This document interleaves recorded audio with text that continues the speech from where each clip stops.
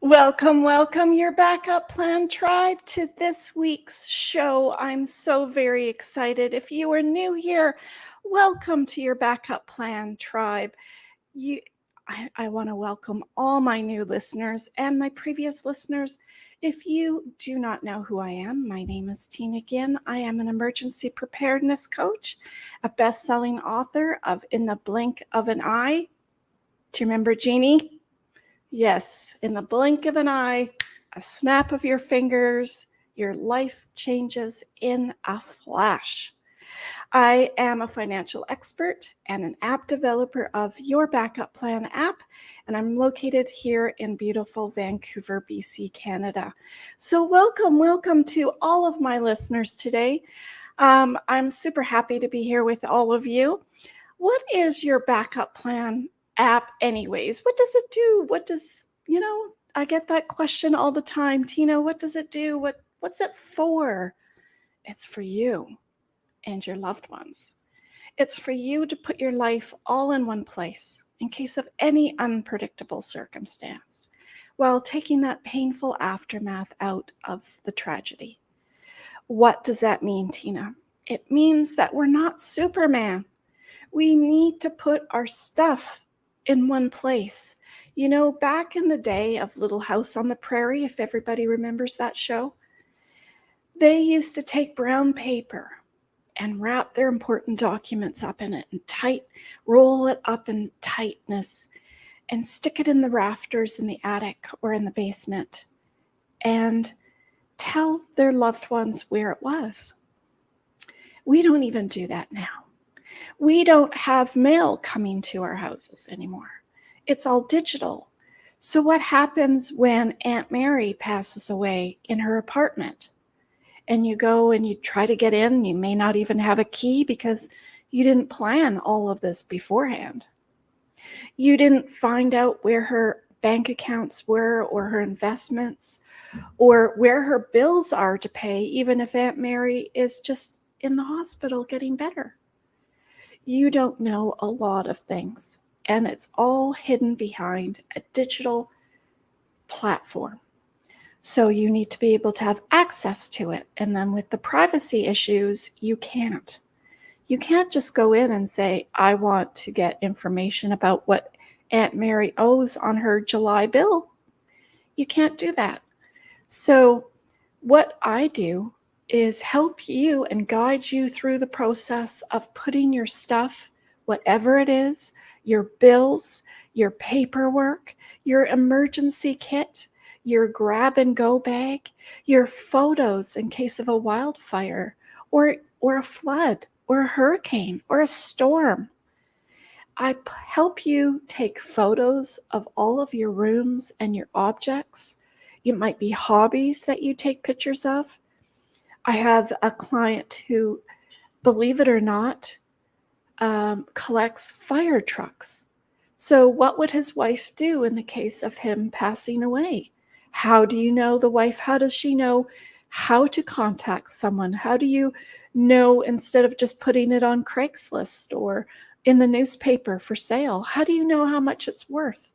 How do you know if somebody's not going to buy it and steal it from you, basically, because you don't know its value? Do you want to keep some of it? Do you want to get rid of all of it? Do you want to keep parts of it?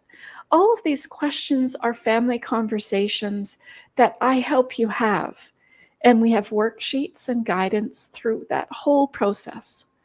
So I am so happy to be here with you guys today because suffering from my spouse's stroke is one of the key elements of our show today. It was a game changer for our guest today. Unbelievable story. I'm so excited to bring her on today. We're not Superman. And it's funny because Khara and I talked about this backstage, about how we think we're Superman. And Mike Tyson's famous quote says, everyone has a plan until you get punched in the face. Isn't that true? We really think that we have some sort of plan, whatever that looks like for us. But let me help you get the proper plan in place. Let me help you find out why you need it what you want, your decisions, your discussions, your conversations. It's very, very difficult. And if you haven't already subscribed to our channel, please do. I get my hand out every single time. Right down here below, click on that subscribe button and click on that bell so you get notified of our upcoming shows. I'm so very happy to have you. Our American and our Canadian listeners are the two top listeners of our show. But I'd like to welcome my third group, which is still Germany. It's been that way for 2 years. So meine deutsche Freunde sind unserem Podcast willkommen. Wenn Sie Kommentar haben, können Sie gern Fragen stellen. Also danke für deine Freundschaft und danke fürs Hören, meine deutsche Freunde. So thank you so very much for listening to our show. I'm so happy to have each and every one of you.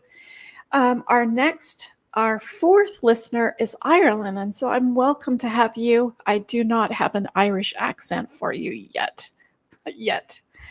Okay, if you found us for a reason, because I want you to share this with anybody out there that is struggling with someone in their family who's had a stroke. Very common now, unfortunately. Very, very difficult. You know, it brings out the caregiver in a family situation. It brings out what to do next. It brings out medical issues. It brings out all sorts of different things. And Khara's going to talk about today about how that's affected her life. In a 15-month wedding, after getting married and having to deal with all of this, unbelievable story. And so stay tuned. We're going to bring her on right now. There she is. Hi, how are you? I'm good. Thanks for coming on. You know, Khara, and I have trouble with your name every single time. I don't know why I can't get my lips around it. She comes to us from Louisiana. You have quite the story. She is a certified nurse practitioner, and I want to say it right, an ULA life coach, and a Reiki master. And she's gone through some of her own medical issues, and I'm so very excited to have you on the show. You have quite the story about how this happened to your husband, but also how it's brought you through your medical issues as well. So where did it all start for you? And thank you for So, coming on. well, thank you for having me. Absolutely. So, my story actually it started with me. With over 20 years ago, I was diagnosed with an autoimmune condition called Crohn's disease. And I didn't know that that's what I had been suffering from for 3 years because everybody told me, no, you have a stomach virus. Eventually, I got diagnosed. And I did everything. I took all the medications. But nothing ever worked for me. I ended up having a major GI bleed. And then I coded, which means that they had to use the paddles on me, bring me back to life. And I always knew that there was something bigger meant for me in my life. I just didn't know what that was. My original plan was to actually go to medical school and become a physician. Well, that didn't happen because they told me that the stress would kill me. So, you know, I'm a very driven person. I still ended up going to nursing school, which is just as bad. Then I became an emergency medicine nurse. Then I went back to school, got my master's degree, became a nurse practitioner. Then I got my doctorate. But I worked as an emergency medicine nurse practitioner as well as urgent care for years, thinking that I was helping people to get better. That was my claim to fame is I'm making people better. I don't Yeah. know what else I'm supposed to do, but that's kind of what was on my mind. Yeah. And And Crohn's disease is such a terrible hidden thing that it takes so long to diagnose, and it's such a difficult journey going through that uh, as well. it is a very difficult journey. And the thing that I heard my entire life was you're going to be stuck taking medicines for the rest of your life. There is no cure. You're never going to get better. Well, I found functional medicine. along this journey, shortly after my husband and I got together. And I have been using those principles and I was able to put my Crohn's disease into remission. I have no active disease in my body. And so I thought when husband and I connected, things were going really well in my life. I was at a point where I'm like, oh, I can relax. I plan for the future. Because the one thing that I learned through my journey with Crohn's disease is because I felt so out of control with the things that were happening inside my body, inside my intestines, that I had a need to control situations. And so I Yes. tried to make a plan. I Well, had and a it's true plan A, because B, C, D. Yeah. yeah, yeah. But you were alone then, so I that was that was alone then. different, but still important, especially important. Yes.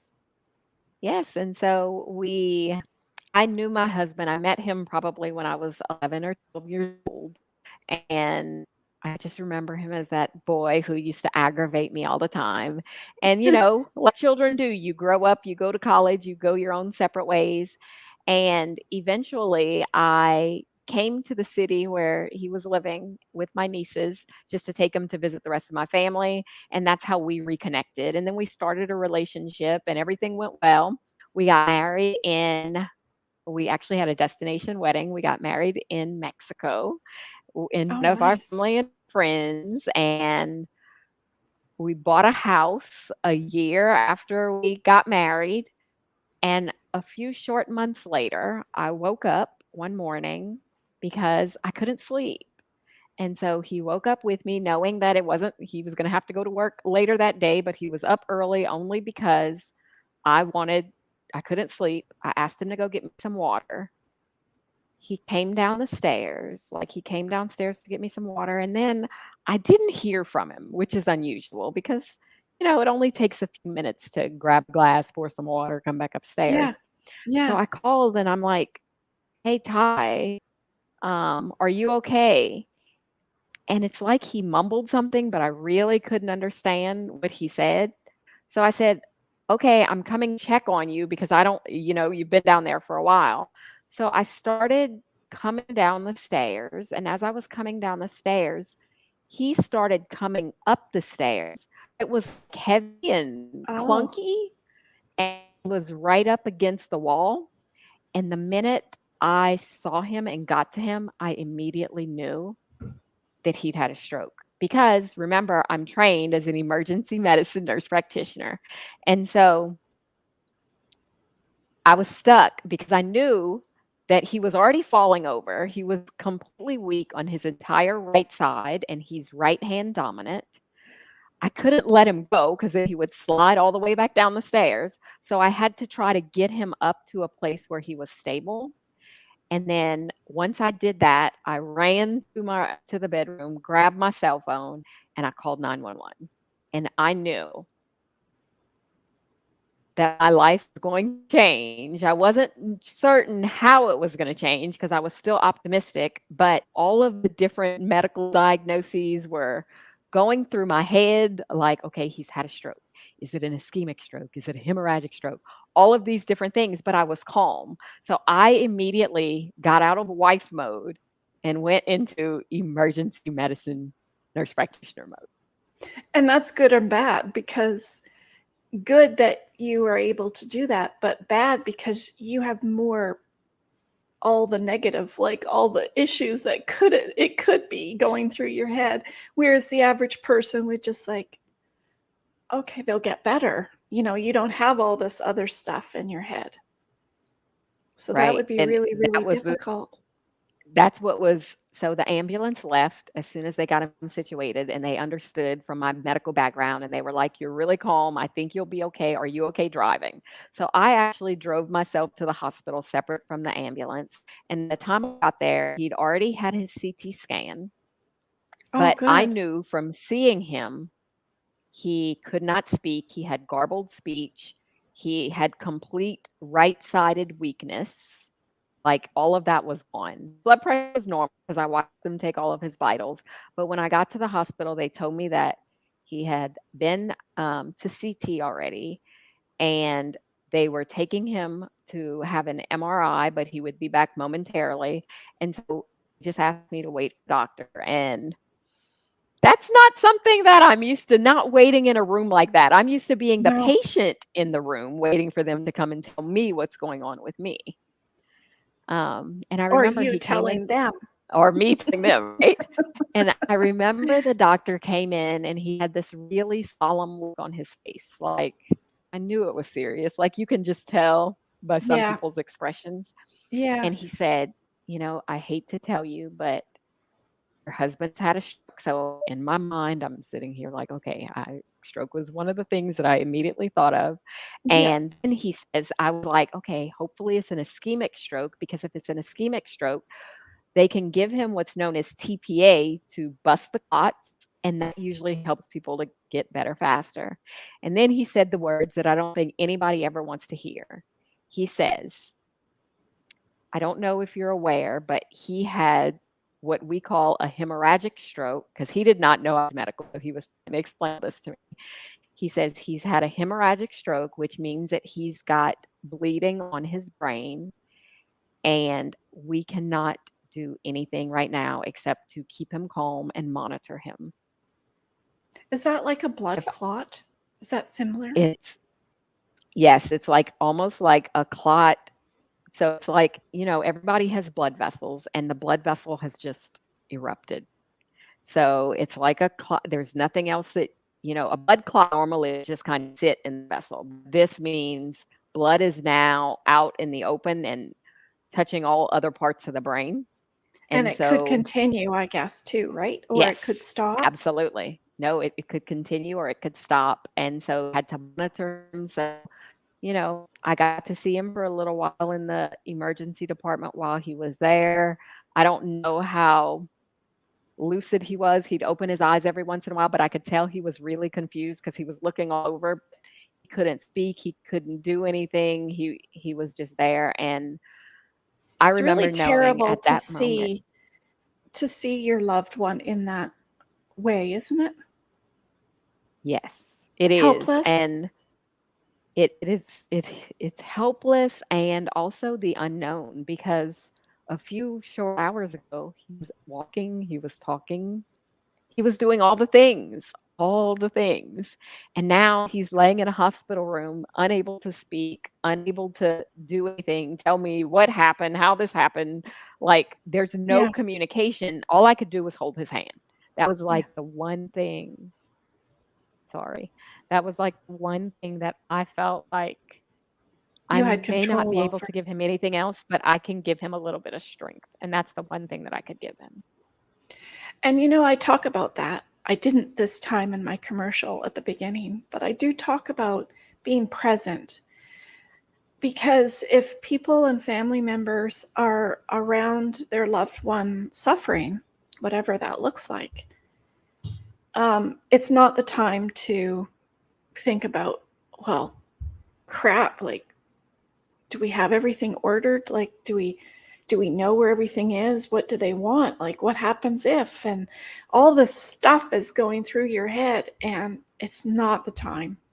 I tell people the time before anything happens is the time you talk about that stuff. But when it happens, you need to be present. You need to be in the moment. You need to be there so that you can help them recover. Because it's Yes. your strength and your energy and your power that will help them recover. Yes, and that was big for me. I knew that everything was going to change. I knew at the minute he said hemorrhagic stroke. In fact, the other thing that I forgot to mention that he also told me was, actually the neurologist came in, and he told me that he had consulted with a neurosurgeon and there was nothing they could do, and that I actually needed to start thinking about filing disability paperwork as soon as possible, because he was never going to walk again. He was never going to talk again. Of course, they Oh, were going to do all of the right things and put him in rehab and try, but the prognosis was very poor because of the bleeding. because of the bleeding. Mm-hmm. in the So what area that it was actually affecting in his brain. And so the area that it affected controlled a lot of emotions. So his emotion centers, um, but they were hopeful, maybe slightly, because they were like, well, he's a relatively young guy, so if he does the right things, then maybe he'll be able to walk a little bit, but he's never going to be the man in which you knew him to be. right. So they were preparing you for whatever. Yes. Oh my goodness. And how did that make you feel? I mean, this was So not very long it ago was either very for you, sudden. right? No, it's so now it is it's over 3 years that this has happened. It's actually coming on probably 3.5 years. And one of the things that I sit back and I think about is I used to talk to my husband because of all of my health struggles. I used to say, what happens if something happens to one of us? I was very big on advanced directives and the five Well, because you're wishes. in the Like, field. You know what the well, yeah, healthcare and people because have to I go almost through, right? died. Yeah, Yeah, and because yeah. I almost died in the past, and so I have a living will. So I have some of those things set up, and every time it was time for me to talk to him about it, he's like, "I don't like talking about those things. We don't talk about those things in my family. Why are you trying to wish these things on me?" And I'm not wishing these things on him. It's just I'm trying to be realistic because I've also seen what this can do to a family that's Yes. not prepared. Yes. And your family is different because if I didn't mention it, you've had only been married a year and a half, and it's your second marriage for both of you, right? And It's it his second marriage. is second and your first, and Mhm. it's a blended family now. It's a blended So family. it's even more complicated. It's even more substantially important to have a plan and know what Absolutely. your wishes are. Absolutely, and because he never wanted to talk about it, he didn't have a plan, and so it was up to me to try to be there and, because he couldn't get out of bed, so if he needed something, give those context clues. Um, it was difficult. This is one of the most difficult things outside of my illness that I've ever gone through, not just mentally, physically, emotionally. It was difficult. We put him in he stayed in the hospital, so his time in ICU in a regular room was maybe a week and a half, and then he was in inpatient rehab, that I had to leave him there for 2 weeks. I was there every single day making sure that he got every single thing that he needed. So when he left inpatient rehab, he was able to at least pick up his fork. He was learning how to eat again because he had to learn every single thing all over again. The things that he took for granted before, he couldn't take for Yes. granted anymore because he couldn't do it. So even making some of the sounds like ST sound and the sh, that's really difficult because you have to use your tongue.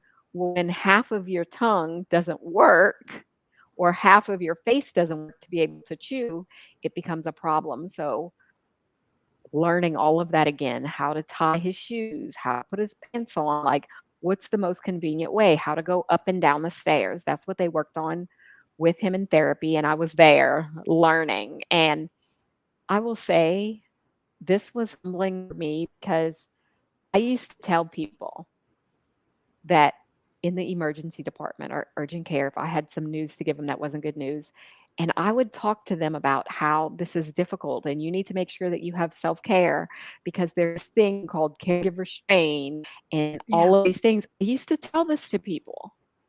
And I realized after he came home, that's when it really hit me because while he's in the hospital and inpatient rehab, I had all this help. And then I Right. went home and it was the two of us. All thrown on you. It was on me. The people who said that they were gonna be there, they couldn't people I think people say things with the hopes that, yes, they have really good intentions, but they're not ones having to live this day in, day out. So, it was a completely new 24/7 too, ballgame. right? Yep. Not just in and out, but 24/7. Yeah, it was 24/7. It was, we didn't just go home and say, "Oh, you've had a stroke, let's forget about it." No, we had speech therapy, occupational therapy, physical therapy 4 or 5 times a week. So sometimes we'd be at that place 2 hours, leave back, while I made sure that he had something to eat in between, and then still making sure that when we come home, you don't forget. Like, when somebody has a stroke or a brain injury, the biggest thing is rest. And so I tried to make sure that he was getting all of his rest. And Ty was always a big TV watcher and liked all kinds of stimulation. Well, all of those things that he liked before he couldn't do because the brain cannot be overstimulated while it's trying to heal. And so that right away, it became tension. We were living in this constant state of stress because he's adapting to his new norm, um, trying to still understand what was happening to him. I watched him go from being the guy who's the life of the party to somebody who was severely depressed, like didn't want to talk about anything. He didn't want to talk about the fact that he had a stroke. He didn't want to talk about the fact that he couldn't do some of his same activities anymore. It was heartbreaking. It's heartbreaking because it changes their personality, Yes. you know?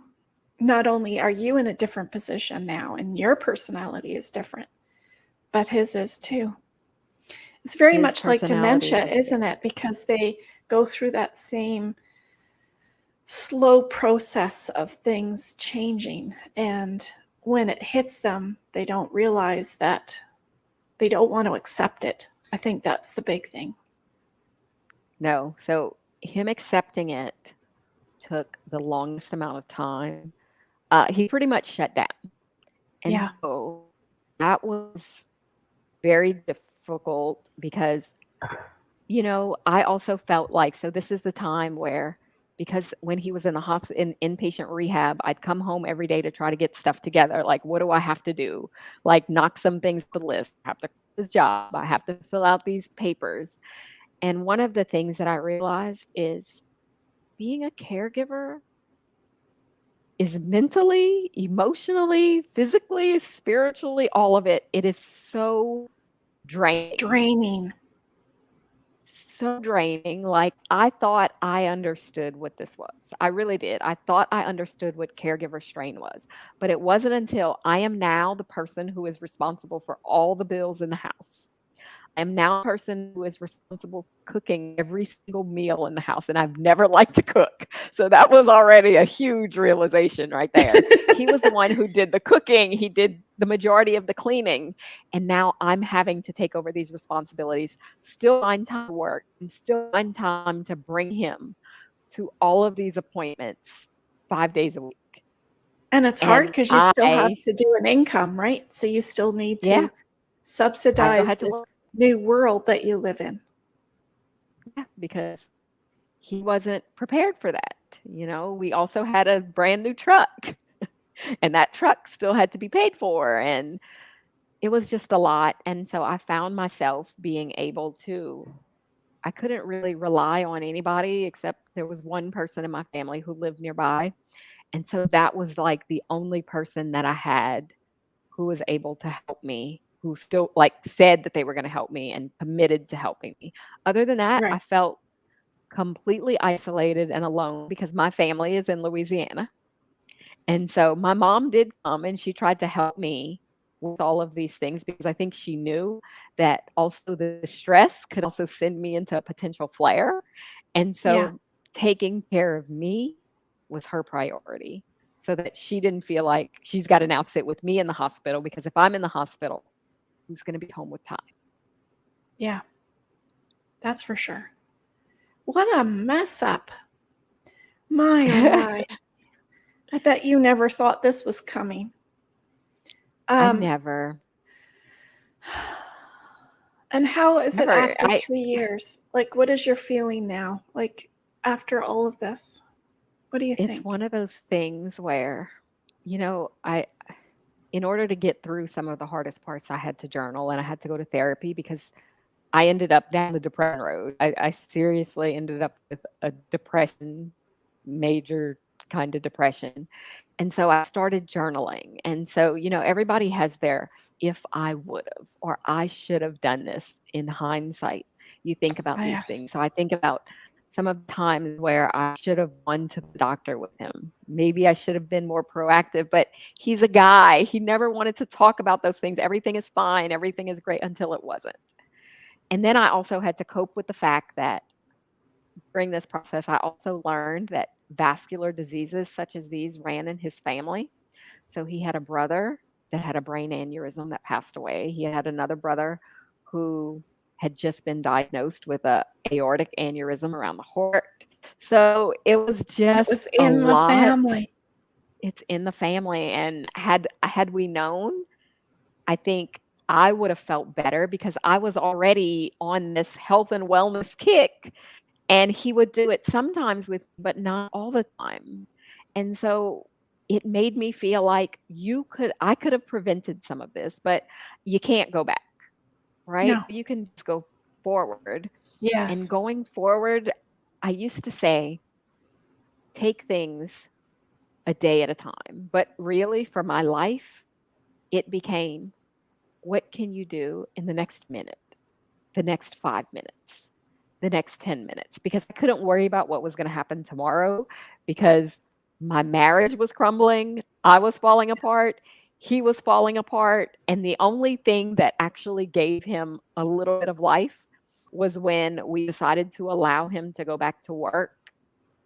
And we did it at a slow, graduated pace. So 4 hours, then 6 hours, then finally 8 hours. Because I think the depression for him, he was a man who never missed a day of work ever. Even when he was sick, he was at work. And he needed that.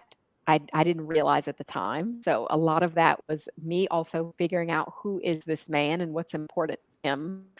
And work and his work ethic was the biggest thing. And he did not feel like he didn't want to talk about his emotions. The only thing he ever wanted to talk about was a man provides for his family, and I can't provide for you right now. So that was And like so that was sticking a dagger in his heart. mhm. And then the stroke affected his eyesight, so it also took away his ability to drive. And so Well, a lot right of there, people, that's like the worst. Like for a man not to be able to drive. I mean, yeah. So it was big change. And I remember when we initially, because it was hard. And so when also with the stroke, his body and his brain getting used to it, he would have, he would go from being okay, even keeled, to just angry, like in a drop of a hat. But I understand the brain physiology, the brain is healing, it's trying to form new connections around this very important area that it needs. And so we recognized early that he needed, well, not early enough, but he needed neuropsychology to be able to at least try to attempt to work through some of these things to get him to a place where he could function normally. Because by the time he had gone back to work, very few people could actually tell that he had a stroke. isn't Because that I amazing? can tell because I Yeah. live with him and I know the Yeah. nuances of his speech, but he was walking, he was talking. I had put him in, I used to go to boxing because that's what I found that I needed some outlet for my emotions. So we started boxing. Um, and I put him in that because I'd read that that helped with coordination. And so I think the With combination of all that coordination. plus, yes, And did coordination. they put And music with it too? Because I understand that yes, helps as well. yes. So music therapy is, we tried, I tried to get him to do yoga and all the things, but we determined that music is actually his form of therapy that worked best. So I could put on music and no matter as long as he has music, he's calm, he's relaxed, he's in a better space than when I tried to. So that's why us doing some of the homework assignments that they gave us at therapy didn't work well because he didn't want to do them. He was exhausted. But if I could put on some music while we did them, it was a little bit better. And It's amazing he'd what always music been does. connected to music. Yeah. Yeah. It helped me. Um, I know for sure that it helped me. It helps your brain almost go to a different place. It does. And now, we're years out, music is still a big part of his life. So the first thing that happens when he comes home from work is he turns on the TV in one room and he walks away, but he goes and he puts on music. And so for the first probably at least 30 minutes he's home every single day, it's music playing in the house because I think it also allows him to decompress from his work day, but also resets his brain. And rest has still been one of the key things um, that's helped him, I think. So when he's not working, he's off typically on Fridays. He will sleep as long as he needs to on Fridays, but I recognize that it's essential for him. It's not him Mhm. being lazy, it's something that his brain actually needs. And then the other thing that we did that all the foods that he didn't really like to eat that I used to eat, well, when you leave me to cook, who doesn't like to cook and only eats healthy stuff, you have no choice but to get on my gut protocol. And when I've spoken to his doctors, him healing parts of his gut that he didn't know he was doing at the time, but him getting on my gut protocol actually helped make him heal even faster because there was no junk. He was only Yeah. eating good, clean, whole food, drinking the water, doing all the things.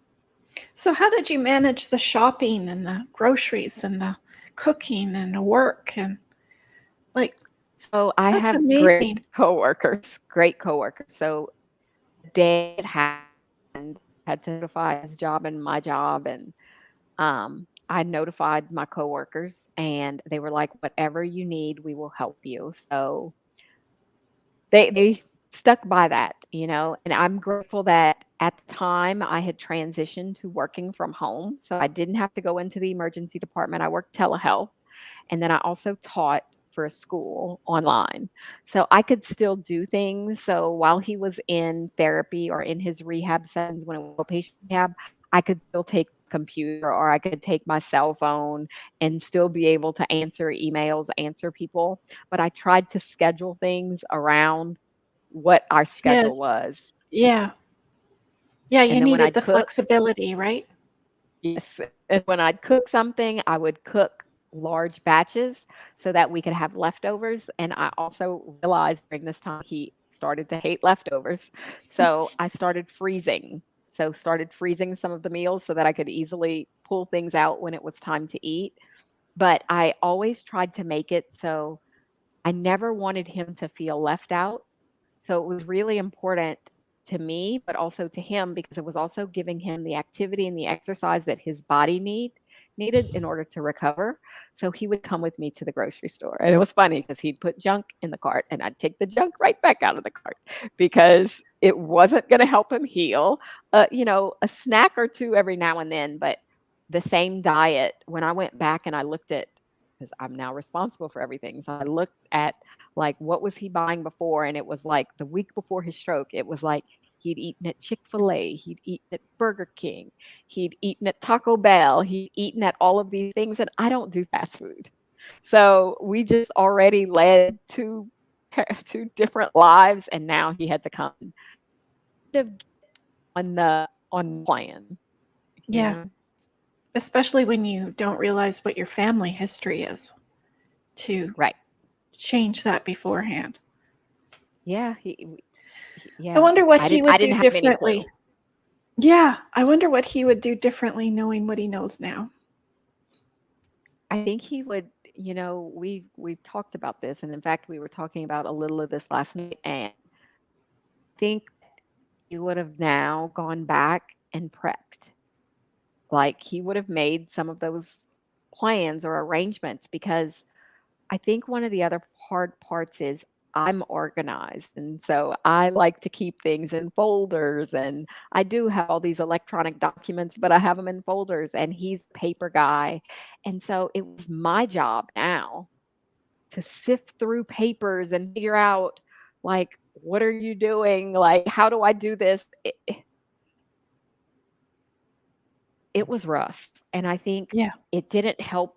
It might have been different maybe from where we were had we been married for 10 years, 20 years, but like you said, we're still in the pretty much newlywed phase, and we're Yeah. still really getting to know each other all over again. Even though I knew him since I was younger, I didn't know him until, the time that we had been together, and so there were parts of his personality I never got to know. Yeah. And then now I'm faced with this man who is he's different.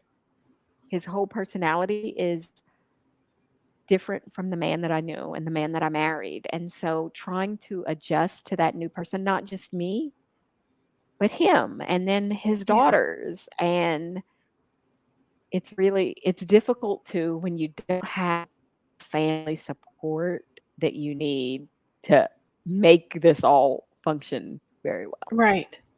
And his daughters would see the difference too. So they don't need they have a difficulty understanding as well what's It's happened one because he yes, his might look the same or act the same sometimes, but he's not the same. right. Exactly. And I think that's the biggest part is because, his daughters don't live with us. They stay with their mom. And so the people outside the home they think that, well, why are you upset or why are you crying? You have no reason to be crying. You should just be grateful and thankful that he's alive. And I am. I'm grateful and I'm thankful that he's alive. But I also recognize that they only see part of the story. They only Yeah, see the outside part, and they're not the people who have lived this day in and day out from day one. that's for sure. The crying episodes or the anger episodes or I mean, they must, and I know dementia patients as well go through this frustration of why me? Like, why is this happening to me? That's Yeah. such a hard thing It to get your head wrapped around, it especially is. when your head isn't working properly, anyways. It's the denial, and then it becomes the anger, and it took me a very long time. Because I was like, "I need to talk to somebody." I opened my therapy too because I realized that this whole dynamic wasn't happy if he's angry and I'm angry, and then we can't have a conversation, and he's not because his brain is not operating the same as it was before, that the things and the words that I use or say, his vocabulary is fine, but sometimes it's the catch-up. So I say something, he cannot respond immediately because he needs time to process. And He needs so time to all of those comprehend it, right? yes, all of those things take time, and I never really gave thought to all of those little nuances, but now have become so almost routine that I think that maybe that could be my superpower, right? Helping somebody else navigate the waters after a stroke because we've been there. We Yeah. know all of the things that are going to happen and they're not easy. It's just a matter of how much do you want it, number 1. And you also have to make difficult decisions because there have been times where we've been at the crossroads like do we continue with this marriage or do we not? Like, what's best? Because he's he's normal, to everybody else. But Yeah. like I said, those people don't live with him, and so he's comfortable around people, but he's more comfortable around me because I've been through the whole journey. And sometimes it's the people that you are closest to who you actually end up hurting the most. Yes, And that's both ways. that's for sure. And there's definitely a difference between a neighbor coming over and helping to a wife who you used to know your husband, at least you thought you did, hmm and the lover is gone. That love that is gone. So now you're dealing with issues of the intimacy, trying to get that back, not only just because you're not just a caregiver. Sometimes you need to make harsh decisions, and it's different when it's your spouse versus your child or a neighbor that you're helping or a friend that you're helping and you go and spend even all day with. You don't have that Yes. same connection of intimacy. Yeah, and that has been a challenge, that's definitely been a challenge. But it's also figuring out when somebody has a new personality, like, who are you? Because to me, like, physically, you're that guy, you look the same pretty much, but inside, words that come out of your mouth are a completely different person, and so it's almost like a stranger. Honestly, that's honestly what it felt like. If I can Yeah. relate it to anything, it was almost like in the hospital while I was recovering and sleeping, it was all like everything was just fine, like, he's sleeping, but we know he has to do these things, and then when he comes home, even when I held his hand, it's different. Everything felt different because his brain was undergoing big changes, Major and changes. Mhm. And so patience is huge, and I've never that's the other Virtue. thing. I've not been a very patient person my whole life, and this forced me to at least get some semblance of patience because, my job is this is an emergency situation. You do, you do, you do. You go quickly, you move quickly. And so then I've had to now take a step back and be a little bit more thoughtful or careful in the words that I use and how they're going to come across because he just processes them sometimes a different way. And recognizing that the part of his brain that stroke affected, he has a look on his face that's blank all the time. So it Yeah. looks like apathy all the time. He's got a flat affect. And so that's different than the guy who was always laughing and smiling and joking. And so it's a completely different life. It is not ever what I thought my life would ever be. What would you say to your patient now after having their husband go in? Do you think you'd do differently? The first thing that I would say is instead of just telling someone you need to take care of yourself, I would actually say I have been exactly where you are. And I know people are going to tell you that you need to take time for yourself. But the one thing, at least once a week, I would find someone who is able to sit with your loved one so that you can just have one day, even a couple of hours, where you have time for yourself. Because if all you do is give and give and give, your gas tank never is not ever getting replenished. You will run out of gas. And when you run out of gas, either number one, you're going to explode, which won't be a good thing, or you're going to get sick. And nobody needs you in either of those situations. So make sure that you find that. And also get a support group. Don't take people at their word. People who say, I'm gonna be there. Call me if you need hold those people accountable. Seriously, because otherwise you end up doing everything all by yourself and that further isolates you and you end up in a place of depression. Of So, depression, yeah.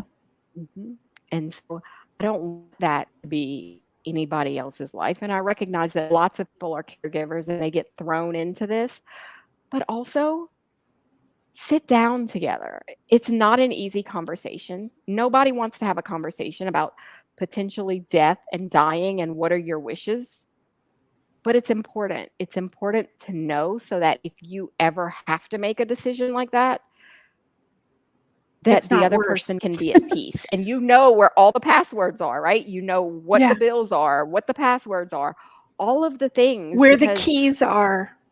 where the keys are because then you're stuck scrambling because this was me. I was stuck scrambling like, "Oh my gosh, what do I do? What did I not do? He was paying this bill. How do I get in touch with those people? He's the only one who has access. He doesn't remember the password because memory is an issue after the Yes. stroke. And so it's better when he's able to write things down. So, he's learned some of those coping mechanisms. But in the beginning, it's difficult. The complete game changer. but you have Well, to it be probably willing. takes a year before you think you have everything figured Yeah, out. And wave that's a the flag long early. time. Mhm. So when I talk about family conversations with people, I talk about having, I do workshops with families, and there might be 2 people or there might be 6 or 8 people, and I give them the worksheets, and they just talk about the first question is, do you want to be buried or cremated, or what are your wishes for that? And they're terrible subjects. And that's why it's called Talking Taboo with Tina, because we're talking about subjects we don't want to talk about. But just think about when you finally get all those answers, like you can have fun, you can have appies, you can have coffee, you can have wine, you can have whatever you want and do the worksheets, and you can laugh about it and say, "Oh, I don't know. I don't want to be buried because I don't want to have worms going around me." Like anything. And well, what do you want, Joe? And Joe says, well, I want to be cremated. Oh, really? Like it can be fun. It doesn't have to be It doesn't. difficult, It doesn't have to be but we make difficult, it and difficult. well, it's because I think for a long time, a lot of, especially men, but there are some women who they already have these preconceived notions in their family. Like if you talk about death, like with my husband, what he told me, if you talk about death, then that means that you're trying to, I might die. And that's not the case at all. So I think getting rid of some of those misconceptions, and it's not to say that people don't have different cultural norms, Yes. but we actually need to normalize the conversation this in the same way that we have now begun to normalize mental health conversations. Because Yes. at the end of the day, you don't want to leave your loved ones feeling hopeless and depressed and scrambling when you could have easily had conversations to prepare, like even financial, because in a lot of families it's the finances that actually ruin families when they start getting into financial. Talk about those things early. Talk about those things before you get married. Talk about family history and what's going on in your family before you get married, because as somebody who's gone through it, it is a hard pill to swallow when you find out after the fact things that you could have known prior to, and you Yeah. could have actually been helping them go on a completely different path. Well, the other problem I saw with a lot of families is they don't really know what is needed. They don't really know. And I know if I asked anybody, what's your backup plan? They'd say, well, I have a will and I have a power of attorney and I have a living will, that type of thing. But that's only this little tiny bit. Mhm. It's not talking about your wishes. It's not talking about what you want. It's not talking about all the things of where stuff is that's up in your head and nobody else knows. When that brain is cut off and now all of a sudden you don't have that, it's like not having that computer access. It's like Mhm. your whole world falls apart. How many times have we said, oh, my phone doesn't work? Like we live with this, we live in our Yes. digital world. And when you don't have Yes, access we do. to it, you're like, oh my God, I don't know what to do with myself. Like I don't Mm. even know any phone numbers off by heart like we used to, you know, like because we're Right. just so used to that. And I know you haven't talked about it, but I know in the medical world, all of you guys love to know that people are better prepared We do. and that you don't have to make these horrible decisions, or the government doesn't have to step in and make horrible decisions for them. Right, because honestly, I think that when people do have to, I'm thinking worst case scenario, but death. So if people have to pass away, they want to do it with dignity.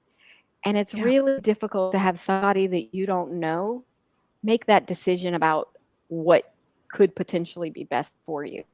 When if it's not your family, because I know people who are not close to their families, if it's your friend, talk to somebody, but get it on paper so that there is something in place so that we don't have to make those difficult decisions for you. And like I said, I practiced emergency medicine for all these years, and my new focus is on functional medicine. And so that's different. And I'm all about getting to the root causes of issues, just like with my husband, um, Yeah. and fixing those root causes, which we don't see. But with anything, anything at all, it's really important that you express yourself, and nobody's ever gonna know if all you do is keep it all bottled up inside, and that's not, it puts everybody in a bad situation. I don't ever wanna have to make that decision for somebody that I don't know. My Yeah. husband would not have wanted somebody to make that decision for him. Even conversations we have now about, what if this would have gone the other way? The things that he wants are very different than the things that I would have picked for him. Honestly, Yeah. like, after we've had this conversation after the fact, he's like, "No, I would have wanted you to put me on that ventilator for all this time." And I'm just the opposite, you know? So it's conversations that you can have in advance, and it doesn't have to be serious and boring and, like, you can have Difficult. music playing in the background. You can still be having a dinner. You can still have the normal conversations, but let's make it so that all the things are accessible to the people that you really love, because then you're saving them time, you're saving them energy, and you're saving them from heartbreak. And we know that everybody will be grieving at the end of this. Even through chronic illness or even a Yeah. heart attack, whatever it is, there's still a grief process that both my husband had to go through and I had to go through. So it was like we both had our individual processes of grief we Yeah. went through. It's our marriage. And so people are confronted with things each and every day. It's what you choose to do now, because none of us are here forever. And we all will have events that happen in our life. So why not at least try to plan? Try is not my favorite word, by the way, but at least start. Do some action that you think could at least make the process a little bit easier later on. I always wanted to start a game like Monopoly and make it your backup plan. And you go around the board and you have to make all of these decisions by going around the board. Like, I just want to make it fun for everybody. I just want to, like, just take like, if you just answer the questions and not take it so to heart, Mhm. because that's what stops us all. And I know even for wills, it stops people from making the final decisions or even doing one when the question comes up, who do you want your kids to go to? It Mhm. stops them in the track. Well, I can't make my mind up for that, so I'm just not going to do it at all. That's what people do. Mhm. They And become it's so so overwhelmed. wrong. Yeah. Mm. And I'll say, just who do you think of in the snap of your fingers? That's who you write down on that piece of paper. And that's what you decide years later if that's still what you want. Mhm. Because you can change your mind.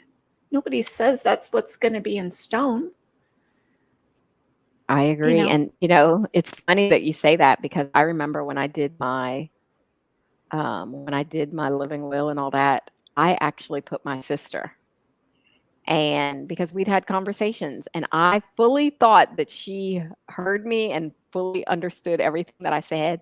And one day I talked about all the again, and she was there, and I was like, "Yes, because if something happens to me, I don't want anything." And she's like, "What are you talking about?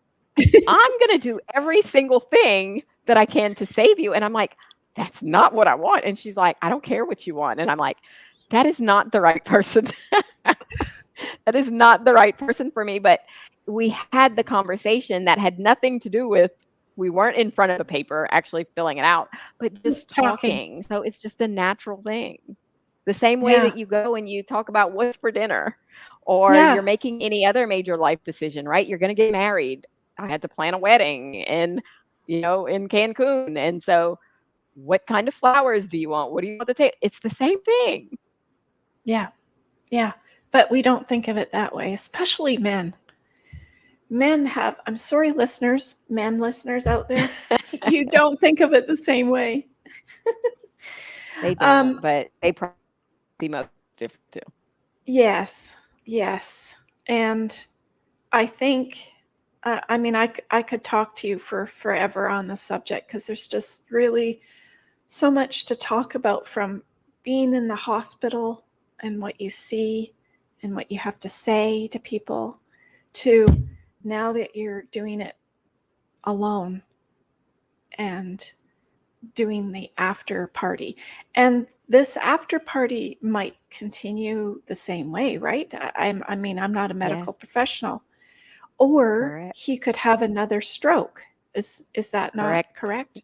Yes, once you have one stroke, you are high risk for other strokes. And so that's why for me, it's really important that we do all the right things. So I understand because everybody's like, you always want to talk about gut health. I do because for me, it's foundational as somebody who's had a gut problem. But we also have all of this research that shows how critically important the gut is. But being healthy and being optimal because sleep and toxins and what we put into our body, they all affect your brain and everything else.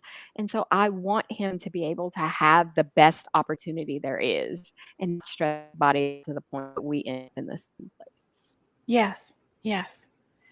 And sometimes that can still help, and sometimes you're just prone to having more strokes, no Yes, matter what. no matter what. S- So you have that to look forward to, I guess, in this marriage. Mhm. Um, and it's hard because you have to live every day being just feeling blessed that you have every day with that person.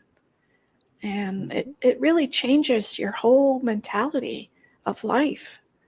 It does. I have a gratitude journal. And so every morning I write in my gratitude journal the things that I'm grateful for, which is also great for stress because until you've had near death experiences, so this is not the Yes. first one, like his for me is like a second one. Until you actually go through it, you don't realize just how much you have to be grateful for or thankful for. And so it changes perspective. But and I will say that even as life starts to get normal again, then you start to forget sometimes about all the trauma that you just went through, but has a way of resurfacing over and Well, over, I and think that's our just part of brain it. helps you do that, right? It helps Mhm. helps you cope. That's your coping mechanism, I guess. But it Yes. certainly doesn't tell you that, that life can change in a second. Yeah, you don't know. You don't know what's gonna happen. You don't know if it's gonna the person that is here now and they won't be here tomorrow or, a year from now, you just never know. So Or you, make the most of you it. have something happen to you. Now what? Mhm. Now what happens Mhm. to him? Right. All of these new changes and decisions that you have to make. What about you didn't talk about your program of your own? I have all of your description information down below.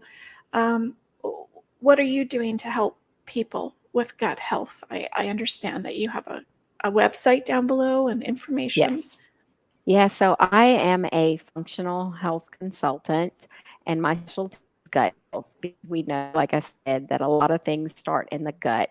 And so instead of people taking just pills for ills, medicines for every single symptom they have, I work with people to get to the root cause of symptoms so that they can get rid of those nagging things that have been plaguing them for years. So bloating, fatigue, headaches, brain fog, Crohn's disease, ulcerative colitis, all of most of it starts in the gut, leaky gut, irritable bowel syndrome. I help people get to the root cause and figure out, how they can start living their best life again. Because at the end of the day, we all should be living our best life and having fun and not feel victim to our stomach issues, Not suffering. not suffering at all. Yeah. Yeah, absolutely. What kind of final message would you like to give the listeners, Kara? I would like to say that take care of your body. You only have one and you never know what's going to happen. And number two, enjoy the moments that you have with the people that you love because you never know if you're going to ever get that opportunity again. So don't take it for granted, and always remember, find things to do that refill your gas tank or your cup, because you need to keep going no matter what happens. That's for sure. And it's hard when you're in that mess to find out what that is, I think. But you can get It help to is. find that out, right? You can Yes, you find some can. help, to guidance to get your mind wrapped around it. Yes, you I think can. that's what's so hard when you're in a mess and in trauma, that you don't realize, like you didn't realize when it actually happened. You went into the mode of nurse practitioner. You went into the mode of doctor. But your brain is still you. Mhm. So it took a while before you came to the realization that this is happening to me. This is happening to us. Now Yes, I'm and in it, and I don't yeah, want to and be that here.